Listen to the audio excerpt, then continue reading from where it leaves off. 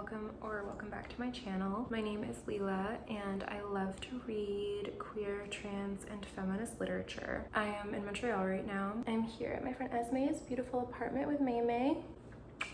And in today's video, I'm gonna be reading SUNBURN. If you're not familiar, this is an Irish lesbian novel that has been getting a lot of hype online, and I've been very curious about it. I'm like 60 pages in currently, and I am obsessed. I wrote some notes here about what I am loving so much about it. So first we have feminist critique from the perspective of a 16-year-old girl in 1990s Ireland.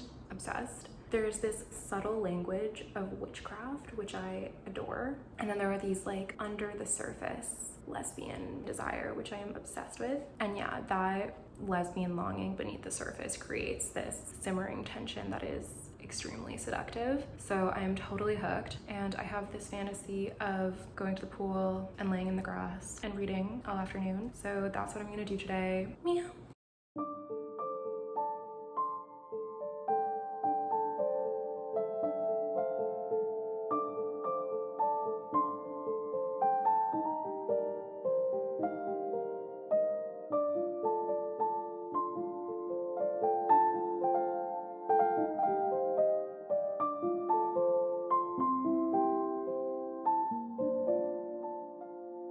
Hello, it's the next day. I ended up reading by the pool for like 2 hours yesterday, which was really a vibe because the girls in this book are like always laying in the grass under the sun for hours, and so it was really perfect. I'm up to page 90 now. I am loving this book so much. Okay, do not look at this if you have not read the book yet and plan to, but page 76 and 77 was crazy, and there are my annotations. I kept thinking that this book reminds me so much of Mrs. S. Like my experience reading SUNBURN this summer and my experience reading Mrs. S last summer feel very connected, and that both are about like passionate lesbian longing and lust. Of course, in this one, the relationship is between two teenage girls, and it's feeling like it might be a little bit more realized and reciprocal, which is exciting. Again, don't look at this if you haven't read it yet, but I was like really screaming on page 78 and 79. It's also fun reading this book in Montreal, which is my hometown, because I kind of feel like I'm in my version of the village that's described in this story. And I'm really enjoying the engagement with religion and sort of subtle criticism of how religion operates to create shame, and also the sort of religious language that's used to describe the feelings that the protagonist is having for her love interest. I'm also noticing that the love interest, Susanna, is constantly compared to the sun. So I feel like the title SUNBURN, there's also a motif of being in the sun, burning, etc. I also love that the protagonist's name is Lucy, and that at one point she nicknames herself Lucifer. That's just so cute. But anyway, yeah, we are going up to my mom's cottage later, so I'm looking forward to reading a little more there. Check in with you again soon.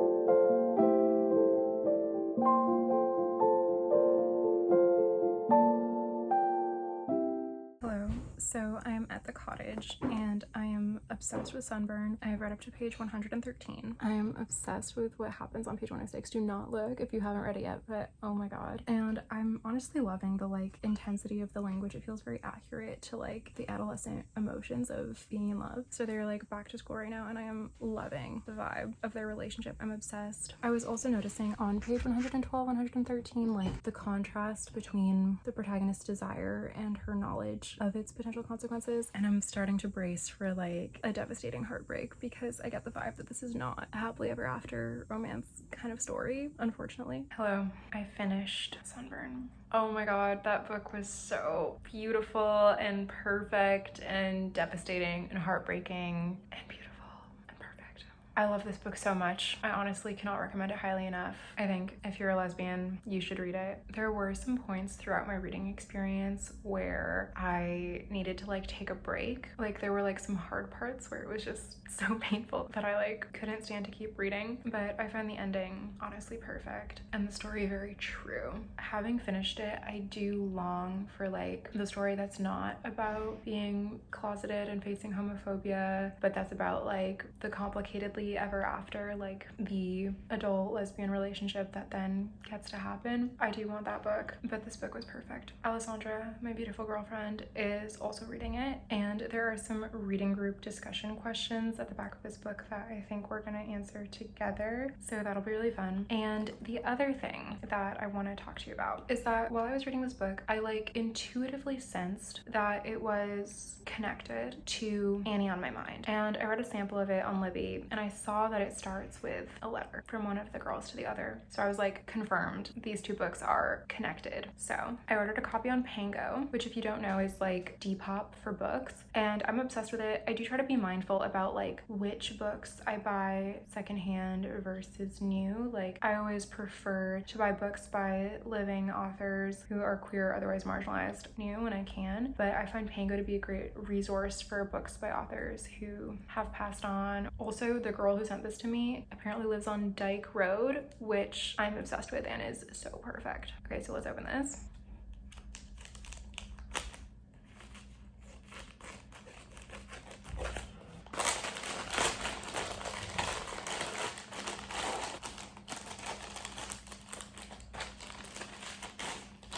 There she is. I love this cover. I've always loved this cover. I remember we actually had a copy in my high school library, and I like pulled it off the shelf, and I was like, knew, I was like, that's gay, but I wasn't ready, I guess. I also love, I feel like this cover design really matches the UK Sunburn cover, and I just love that so much. So yeah, I'm gonna read this and we'll let you know how that goes.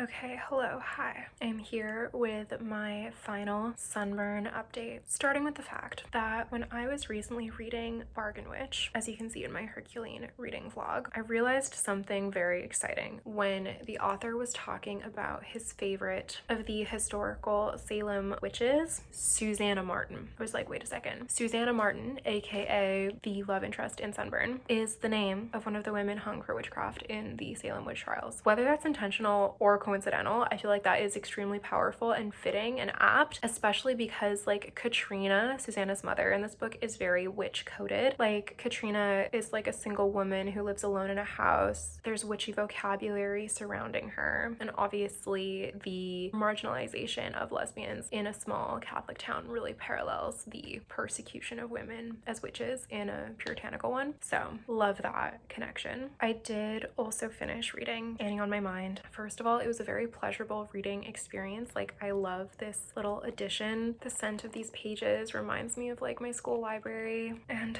I did truly love this book, though I also have some things to say. This book was published in 1982, and Sunburn, for comparison, was published recently and is set in the early 90s. This book is very much situated in like a white girl context. Like this book is very into colonialism. What I mean is that, so Liza's the protagonist, Annie is the love interest. Liza's first impression of Annie is that, quote, she could have been a young colonial woman. And like in that same breath is like romanticizing the idea of a plantation and a colony, which to me is horrific. Later on, like playing, she's like setting the scene, she's like, we're early settlers. I'm like, ick. Liza visits the Museum of the American Indian. This story does not have known indigenous characters, but it does have like indigenous people in a museum. And the story starts at Thanksgiving time, which I just wanted to casually ignore, but I couldn't when I realized like this book is kind of like obsessed with colonialism. I did also pick up on some like racist vibes. This story doesn't have any significant characters who are named as non-white, and there is this sort of like repeated fear of so-called bad neighborhoods and othering of poor people, and that's also kind of reflected in the vocabulary there. And then at one point, this is what really got me with this, Annie, who is herself kind of poor, expresses a wish for more police in her neighborhood. And overall, like these elements just gave me the impression that if this story has an activist message, it's that middle-class white lesbians deserve the same status status as other middle-class white people, as opposed to a call for an end to colonial, white supremacist, capitalist, cis heteropatriarchy in which so many people, including lesbians, are oppressed. So I just have to like name and hold that at the same time as knowing that I did love it for what it is. Some of the things that I really adored were that it's set in New York in autumn, which is perfect because the main story of Sunburn takes place from summer to Halloween, and then the main story of Sunburn takes place between November and Christmas, so that's like the perfect sequence. Liza lives in a Brooklyn brownstone, which is so nice. There are a lot of like familiar New York places named, which was really fun. There are also some gothic elements, like Liza's school is in an old Victorian mansion, which I love. There was also a reference to Bellevue Mental Hospital, which again was sort of othering, like they refer to a psycho ward and use the term crazy in that context, and like Liza like jokingly howls like a werewolf, but I did kind of like that vibe that cast. There's also like a medieval theme in here, which I loved, and my girlfriend loves medieval stuff, so that like made me happy. Like there are references to King Arthur and Joan of Arc and knights and unicorns. I'm obsessed. There was also this idea, I think connected to that, of like unjust trials, which gave me the impression that maybe this text was commenting on that and saying like it's so medieval for gay people to be persecuted. There are a lot of just like cozy and comforting and lovely elements as well, like Liza's mom baking cookies. There's a wonderful English teacher and art teacher who, spoiler alert, are lesbians, and I love that so much. And they have like the most wonderful cozy home full of books with 2 cats and a garden. It's just so lovely. And they also happen to have a house upstate where they write poetry and paint. Love that for them. And just like the love story, like these girls falling in love, is just so sweet and cute. Like they give each other matching rings. It's just so beautiful. Annie reminds me so much of my girlfriend Alessandra, whom I call Allie, which kind of sounds like Annie. And my name is Leela, which is kind of like Liza, so just saying. But like they're both Italian, they both have long black hair, they both love cats. Annie is described as having several cats, as well as like a magic touch with cats, like when they're cat sitting. They both love flowers, like my girlfriend is a florist, and in this book they go to the Brooklyn Botanical Gardens, which we do all the time, and Annie points out the names of the flowers, which just felt so like familiar and lovely. Anyway, I personally loved that. There are some like truly tragic elements in this story which were devastating and like really profoundly heartbreaking, though there is a happy and hopeful ending for the girls. So in a lot of ways it was a lot like Sunburn in that sense. And I'd say that these stories actually follow like the exact same format in terms of like falling in love, encountering conflict due to homophobia, falling apart, and then maybe ultimately potentially coming back together. Liza is like, there's a war inside me. Part of her believes that her desire for Annie is wrong and bad and sinful, whereas another part of her feels that it is right, natural, true, and good, and just wants to hold her forever. I love that. And again, this just really makes me think like truly what could be more sweet and innocent than 2 girls kissing, 2 girls in love. I find both of these stories really true and beautiful, and at the same time, after reading them back to back and in general, I personally feel tired of the coming out narrative and the tragedy of homophobia in a lesbian story, and crave like the complicatedly ever after story of lasting adult lesbian relationship. I think the best like long-term lesbian relationship representation that I've encountered in literature is Our Wives Under the Sea by Julia Armfield, which is largely about 2 women who are married to each other, who are coping with trauma, and just like the deep realities of a long-term committed relationship, of a marriage. And there are some horror elements, but like honestly, like I feel like my memory of this book is like barely about that. It's about like the lesbian marriage. I also talked about this in my Chapel Roan Songs as Reading Recommendations video if you're interested. So after finishing Annie, I was inspired to pick up Private Rites, Julia Armfield's second novel, and I actually just completely binged this book, like from start to finish. I found it utterly stunning and entirely masterful. I'm still processing the ending. If you've read this book, can you comment down below your take on the ending? This is a story that follows 3 queer sisters in London in a near future climate kind of dystopia with like constant rain and rising sea levels, flooding, but which for the most part is entirely focused on the quotidian, like the daily lives of these characters. So just lesbians living their lives. One is going through a divorce from her lesbian marriage, one is in a committed relationship, and one is like in her early 20s and has all these like lesbian hookups, but then is like falling in love for the first time, and it's really sweet. But anyway, is not about coming out at all, and was also inspiring like a lot of reflection about like the death wrath of God. So in that way, it was like relating back to the Christian drama of Sunburn. So that was the perfect sequence as well. I did also make a reading journal spread for Sunburn. So there it is. I actually found a like book of like Shakespeare on Love in a little free library. So I used the Shall I Compare Thee to a Summer's Day sonnet as like the background. And then there I have Dyke Road from the return address on the package that my copy of Annie on My Mind came in. I was also obsessed that the UK cover of Sunburn and this cover of Annie on My Mind were like matching. I was like, that means something. But anyway, yeah, so that was very fun. And now I'm very excited because my beautiful girlfriend Alessandra has agreed to join me in a book club discussion of these reading group questions at the back of Sunburn. So cue that discussion. Okay, hello. I'm here with my beautiful girlfriend Alessandra, who just finished reading Sunburn, and we are here, I'm very excited, to discuss the reading group questions at the back of the book. I love reading group questions. Me too. I was so excited when you agreed to this. I've been so excited about this. I've got my cue cards and I am ready to interview you. Alessandra Clare, welcome to book club. Thank you. Question 1. Sunburn depicts the excitement of first love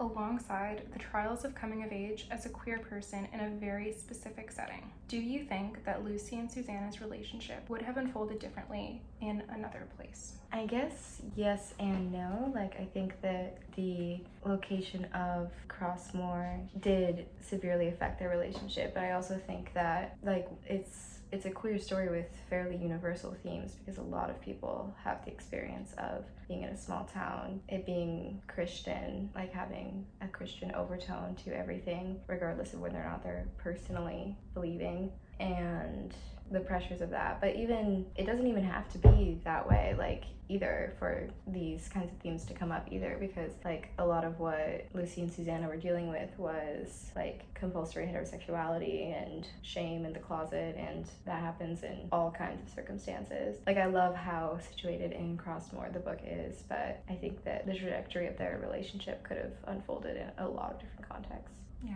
I definitely agree, because like I feel like I had a somewhat similar interior experience and also sort of manifestation of compulsory heterosexuality and internalized shame and stuff like that in my first lesbian relationship when I was closer to their ages, growing up in Montreal, which is not like a dominantly Christian or particularly heteronormative culture, but like I still related to this experience like in the larger culture, I guess, and like the inheritance of that like Christian shame, which like we definitely do still have. Question 2. How is Lucy's sense of self affected by her environment in Crossmore and then in Dublin? I mean, it's extremely affected. Like, even when she's in Dublin, it's still extremely affected by being from Crossmore. Even like the history of like the running sort of joke, sort of not joke in their family about their land being cursed, and how they have like no real steady source of income, and her life always feels very precarious. I think like that really impacted her, because we see her throughout the book like not being able to be brave, really. I mean, she is brave. I think she's brave, but she's often just paralyzed by indecision and is not making choices that she knows she wants to make because she's too afraid. And I think that just like the culture of her town and the culture of her family and that underlying sense of precarity and loss is definitely, it makes it difficult to make a brave choice. Yeah, I feel like there is like another side too, where it's like she gets to Dublin and then she sort of falls into another relationship that her heart's not necessarily in, which I feel like that development is like good for her growth as a character and for her like growth as a human, who's then like able to like hopefully like be more mature in relationship going forwards. But like I feel like I'm imagining that like her heart's true desire was always like just to be with Susanna. Maybe I'm not imagining that, maybe that's like in the text, that like her heart always desired just to be with Susanna. Yeah. But then being sort of transplanted in Dublin and being around like young queer people, which I think was really good for her, but like sort of separated from her heart's desire, I think did cause her to maybe fall into a different kind of expectation and like have a less like heartfelt relationship also. Yeah, and it was a little bit cruel too, because she knew that Geraldine was falling in love with her, or at least that their relationship meant a lot more to her than it did to Lucy, and she was kind of using her. You know, I don't think it's that like cut and dry or that it's evil or anything, but like when your heart's not in a relationship like that, it is really unfair to the other person. Totally. Question 3. To what extent is the dynamic between Lucy and Martin complicated by social expectations? Oh, that's devastating because, like, obviously Lucy and Susanna are the heart of the novel, and, like, I cried many times over them, but Lucy and Martin also really touched me because he really, truly loved her. Like, so truly loved her, and I do think that, like, he had been crushing on her and falling in love with her, but I also think a lot of that was decided by the adults around them who just wanted them to, you know, be in this Christian heterosexual marriage together because it just seemed so neat that they would get married like these kids that have always been kind to each other, and they couldn't just have their beautiful friendship because it was so insisted upon that, like, that wasn't enough, or that he must always be lacking, or that she's withholding something from him. And when they have their conversation after he finds her letters to Susanna and she's, like, devastated and is apologizing, and he says something along the lines of, like, that he doesn't want her to change because then she wouldn't be his Lucy. Like, that was so beautiful, and he was so generous in the aftermath too. Like, I think that he knew, like, he knew somewhere in his heart, but also like, I think that as much as he loved her, like, maybe he kind of knew that, like, they weren't right for each other in that way too, because he didn't seem like totally betrayed and heartbroken. It seemed more like there was, like, a sense of peace at knowing who she was. Yeah, and isn't there a moment, like, earlier in the story where she sort of rejects his, like, pass at her, and then, like, they immediately relax because they're back to being themselves, like, they're back to being Lucy and Martin. Yes, they're, like, right back to being and, like, Lucy and Martin. That was such a relief. I was like, oh, thank God. But that was, like, that was a false resolution there. But then there's a true resolution there. Like, Martin is so good. He's such a, like, good person. And what you're saying, like, reminds me actually of what we've been talking about, like, the constraints of heterosexual marriage. Like, how it must be hard for straight women, and actually men also, like, to be in a marriage because, like, they can have, like, a true soulmate connection, love with each other, but then that gets so, like, pressed upon by the structure of heterosexual marriage, like, that institution and all of its associated, like, roles and expectations and historical baggage and trauma, that it's like they might be in, like, a true love soulmate connection but have to try to reach each other through that almost, like, cage of constraint, and how hard that must be. And, like, I feel like that is, like, the cage that was being sort of, like, clamped down on young Lucy and Martin, because that's part of it. Like, it's so embedded in the culture. I feel like there's even, like, an early Taylor Swift song about that. Like, we were two little children in the neighborhood.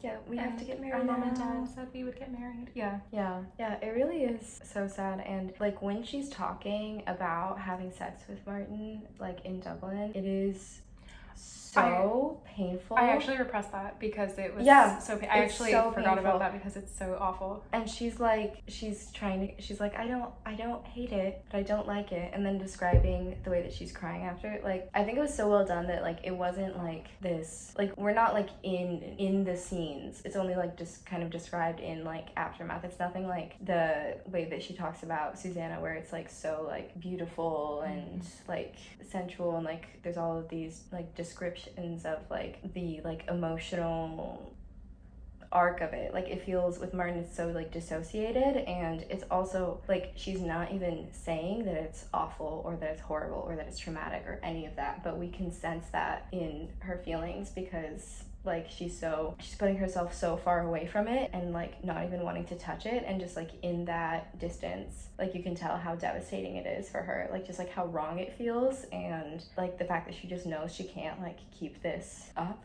forever. And it's just so sad to me to, like, put that in her beautiful friendship with Martin, that, like, she had to, like, undergo this with him. Like, I believe in their friendship forever. Like, I believe they can be, like, friends, soulmates, like, cross-border neighbors, like, till the end of time. But just, like, what a horrible thing to believe that people should do, you know? Just, like, oh, just repress your gayness, and then, like, even if you sincerely love your husband, just, like, suffer every time you're sharing a bed. Like, that's devastating. Like, and, like, that is the trauma of compulsory heterosexuality, is, like, I feel like so many people have been there, just, like, dissociation, trying to force yourself into a form that does not feel right to you, and, like, the accompanying literal trauma. Like, it's so real, so sad. Okay, question 4. The novel deals with complex and seemingly unhealthy mother-daughter relationships. Discuss this and consider the impact of these relationships on Lucy and Susanna, and their relationship. The impact on their relationships with each other? Yeah, the impact of Lucy and Susanna's respective relationships with their mothers on each of them and within their relationship with each other. I thought that the mother relationship were very well written and also completely devastating, because Susanna's like extended abandonment that is just continually going on her entire life to end with just like the most just cruel and like matter-of-fact note on the kitchen counter walking out of her life that her mom did to her, and then to die young so soon after that and just leave her completely motherless. Like, I think that when Lucy was so afraid that Susanna was using her to provoke her mother, like, it wasn't that it was entirely untrue. Like, I think that she was using what was already there to provoke her mother in a way, but I don't think that she was ever like entered a relationship with Lucy. Like, her love for Lucy was so sincere and true, so I don't think that she was using her in that sense, but I think that she was just desperate for her mother to look at her. And I think at some point she realized that, like, when she was desperate to get out of Crossmore and she really wanted Lucy to come with her, I think that she had realized at that point that she just wasn't going to ever get what she needed from her mother. Like, it just wasn't going to happen. And I think, like, in Lucy's internal dialogue, when she thought that maybe that's why it was easier for Susanna to not care about what people thought, to be brave and come out, or to want to come out at least, that it was because she had less to lose. Yeah. But like, that's kind of true, but also really, like, she was just already in the process of losing it. And I think that it still would have, like, the rejection and everything still would have hurt her just as much as Lucy, like, to lose the girls, to experience the rejection from the town. But I think that she just needed Lucy's love, like, truly real publicly, more than she feared that pain, because I think she needed, like, at least one true love in her life, like, having never had that. Oh my God. But then on Lucy's side, like, she was really, as soon as her mother found out or walked in on her and Susanna, but even before that, she actually was experiencing also a similar kind of like emotional abandonment to Susanna. I think that she wasn't as aware of it because it played out in a very different way. Like, her parents were home and she was taken care of, but like, she talks about her dad essentially being a stranger to her and like being unable to converse with her, like just not knowing how to speak to his own child. And her mother only loving a version of her that like marries Martin. I feel like that is such a good reminder though about like the falseness of the allure of compulsory heterosexuality, where it's like, I feel like what was true is that Lucy was closer to acceptance within comp het. Like, yeah. she had more opportunity before her to potentially be accepted within the constraints of comp het. Yeah. But what you're pointing out, like, because she had Martin, because her mom would accept her if she went with Martin, because the girls like were excited that she was with Martin, like, she could do that. Whereas Katrina was already an outcast, Susanna was already an outcast, she was already living like on the outside. She was never really going to be in and accepted in that same way. Yeah. So like, I was thinking, you know, it was easier for Susanna to come out in a way because like it was more like total, like, I'm other. Yeah. End of story. Whereas Lucy was like, I'm other, but what if I could be normative, whatever. But I feel like what you're saying brings up like a really powerful reminder that like, when there is this like siren call of like, what if I could be normal, what if I could like succeed at comp het, it's like that love is always conditional. Like, that love is never real. What I'm hearing from what you're saying is that like, or realizing is that like, Lucy's mother would love her if she went with Martin, but she would never fully love Lucy, her daughter, unconditionally, even if she was the perfect daughter. So it's like, while I'm thinking, well, Susanna had already lost it, Lucy had also already lost it, which I didn't fully realize before. Yeah. Question 5. To what point is Lucy her own obstacle? Do you think she can or should be judged for struggling to choose between her relationship with Susanna and the stability of her teenage life in Crossmore? I definitely don't think that she should be judged. I do think that she was sort of an obstacle to herself. I wouldn't blame her for that at all. I don't think that that comes from her.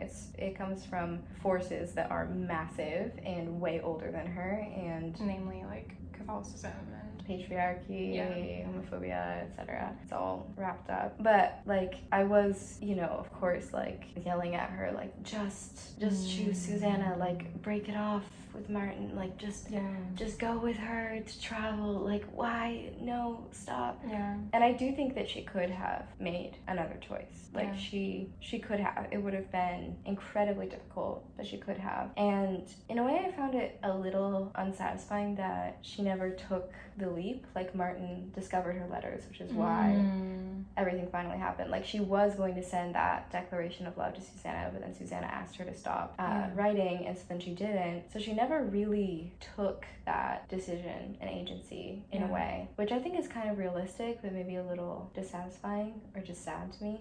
But I believe in her ability to do better moving forward. Like I think that this was a huge obstacle for her that was not self-created, and that being able to get through that, I think she can do better. And she was brave enough to even begin the relationship with Susanna in the first place. Like that could have been something that she never did, or to even admit to herself that she's gay, or to, like, there are so many things that she also did do that she's not necessarily giving herself credit for. Yeah, I really agree. I definitely also blame the institutions and not Lucy. I think, like, I remember when I was 17 and I was in a relationship, or 18, like, I had, like, very few skills to, like, communicate and be honest and direct and, like, say what I needed or say what I wanted or show up for the other person, you know, and I was in, like, a much more, like, accepting context. Like, I think also just, like, being 17, you have much fewer skills and you have much less, like, agency in the world. So I really don't blame her. Like, I think she was a child, but I do think, like, she is responsible for hurting Susanna at the same time. Like, I think, like, while I don't blame Lucy, I think Susanna has a right to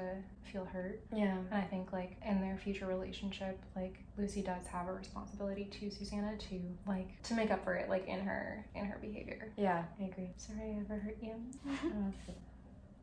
Question 6. Discuss the portrayal of teenage female friendship in the novel. I think it's interesting. I thought it was interesting when Lucy keeps saying that they're such nice girls, but also maybe they're only nice because she's inside the group and she seems really aware of that. I think I never was in a, like, friendship group like this, and honestly the portrayal seemed quite stressful because they all know each other's business. They're all pretty judgmental in their own way. They all have different values that they're judging each other against, and, like, it's a very strong group, but also it fell apart so quickly. Like, they abandoned her so quickly. Like, it seemed like it would be the end of the world to her to lose them, but then, like, at graduation she started to alienate them, and then it just fell apart. They just stopped talking to her. They never called. It's kind of like with her mother, actually, where she had always already lost them.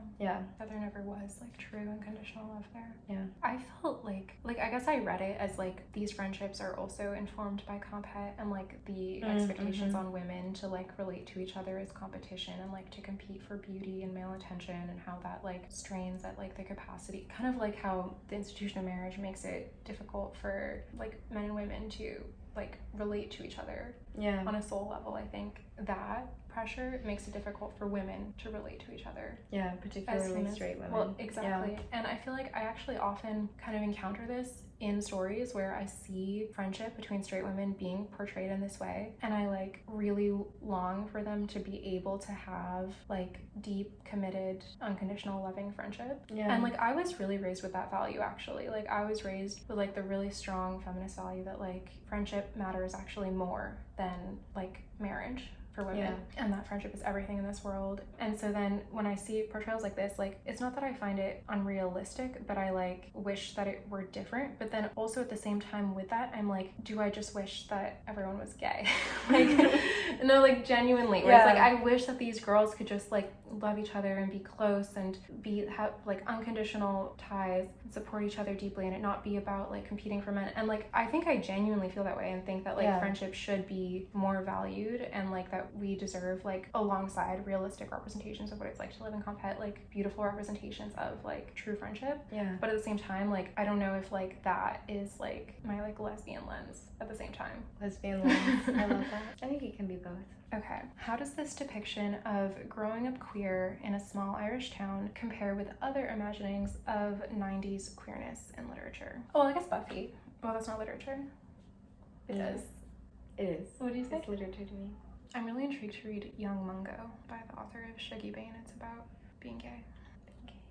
I have like a general sense of 90s queer stories just from what I've read and then also other forms of media. And I do think that they do share this, like, a lot, like, especially kind of in contexts like these, or even in more progressive contexts, there usually is some sort of push-pull, especially in relationships, between like, it's okay, let's be brave, versus being terrified to come out. Because I think it was, I mean, we're still in a pretty harrowing time to be queer right now, but also I think the 90s were a very odd time where like there had been kind of like a really dramatic rise in social acceptance of queerness, like compared to like the total like this cannot be allowed in public attitude of previous decades. But then with the AIDS crisis, there was like another fall of stigma, and so like there was kind of this like hope and then this like plummeting back to the bottom, which kind of does mirror what's happening to us right now. Parallels the current backlash. Yeah. And maybe speaks to why like this story and stories like this, even from the 80s, from the 90s, like continue to resonate. Yeah. Like I feel like even as like we've like lived like a wave of progression and now like a wave of backlash. Like marriage equality was passed like when we were in high school, and then now like I guess like that brings like this eternal story like back into relevance.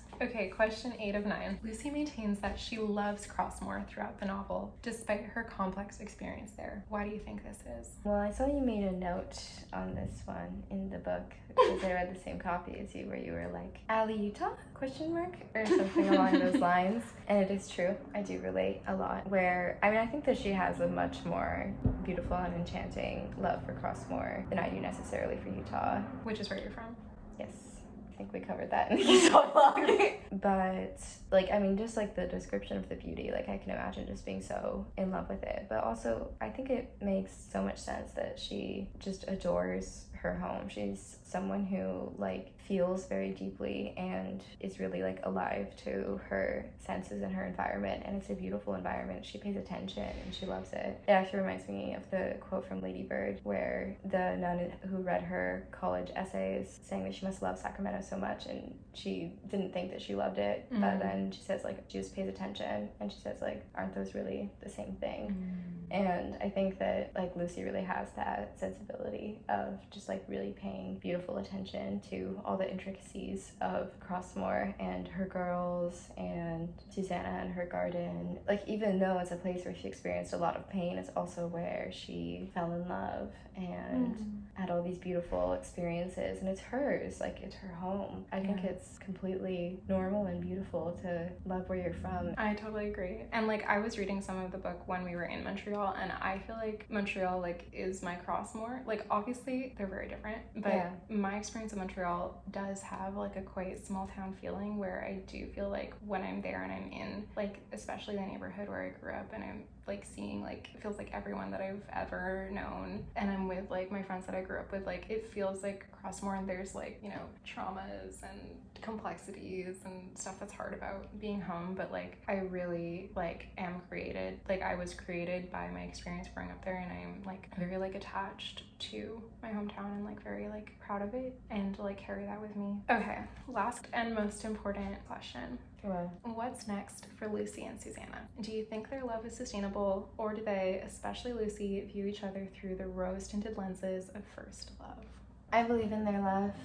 Yeah. I believe in it. I do agree. I'm sure there are some rose-tinted glasses involved here. I'm sure that it is going to take so much conflict and healing to heal the initial wound of how their first relationship went, and to learn how to be with each other as adults. And there's so much complexity of adult life. Do they want the same things? So many questions. But I truly believe in their love. Their love letters are so beautiful, and I don't just think that they just like happen to be two gay girls in the same area. Like they have like an understanding and this very like carnal affection for each other that is like so perfectly matched. Like I don't care if it's naive. I believe in Lucy and Susanna forever.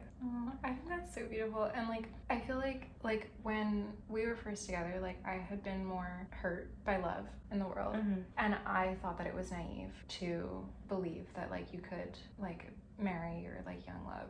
Yeah. And like I like had this like cynical idea. I was like, you'll see, like you're gonna get your heart broken and then like you won't believe that anymore, but that's like a self-fulfilling prophecy. Yeah. And like we did break up, but then when we got back together, like, and this is why I do think it is possible for Lucy and Susanna as well, that like I came back in with like a changed perspective, whereas like before I was just sort of like, I'm young, I'm like listening to these societal messages that I received like in a feminist context that's like your 20s is like for your career, be young and free and date and hook up and whatever, and I was just sort of going with that, even though like personally like my heart was more like I love you and I want to be with you forever. But then when we got back together, I was like able to have this like new attitude that's like I desire and choose to like nurture a long-term lasting relationship. So that's like a different attitude, and I think that like that something similar could happen for them in this situation where like they could rebuild their relationship on like a new foundation and heal from that first relationship. But like also as in our case, like, or in my case, like that time of being apart can like confirm to them that like this is what we really want and it's not just like out of convenience. And honestly, like even if it's true that like they were like the two queer women like of their generation in their small town, like I don't think that makes them not soulmates. If anything, I think that makes them like more soulmates because like they're from that context, like they are the two people in the world who understand each other in that way. Yeah, that's beautiful. I believe in them. Soulmates. Yay. Okay, Lucy and Susanna forever.